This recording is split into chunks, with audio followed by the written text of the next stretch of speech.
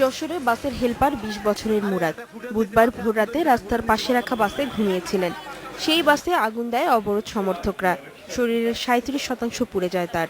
৪ দিন মৃত্যুর সাথে লড়ে রোববার সকালে ঢাকা মেডিকেলে মারা যায় মুরাদ।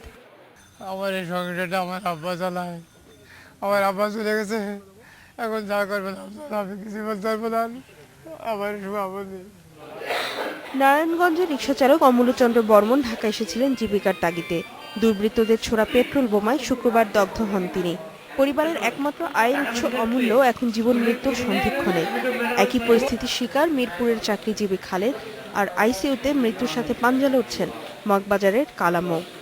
বাসে ওঠার একটু সামনে যাওয়ার পরেই আমার বাসের উপর একটা পেট্রোল বোমা ছড়ে। ওই বোমাটা আমার সরাসরি আমার গায়ে এসে পড়ে।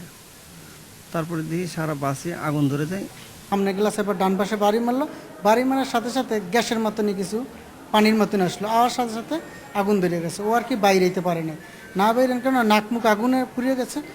বিএনপির লাগাতার অবরোধে এ পর্যন্ত বোমা হামলা ও আগুন দেওয়ার ঘটনায় প্রাণ হারিয়েছেন অন্তত ১৪ জন।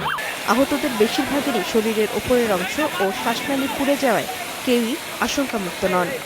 রোগীগুলি সবগুলি আসলে ফেস বার্ন থাকতেছে, মানে বডির উপরের অংশটুকু বার্ন থাকতেছে। ফলে সবগুলি পুরাই পার্সেন্টেজ অফ বার্ন কম থাকলেও পেশেন্টগুলি আসলে আশঙ্কাজনক অবস্থায় থাকতেছে।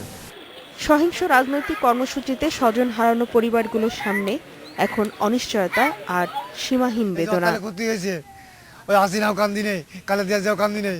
ফারজানা শোভা, ইন্ডিপেন্ডেন্ট নিউজ, ঢাকা।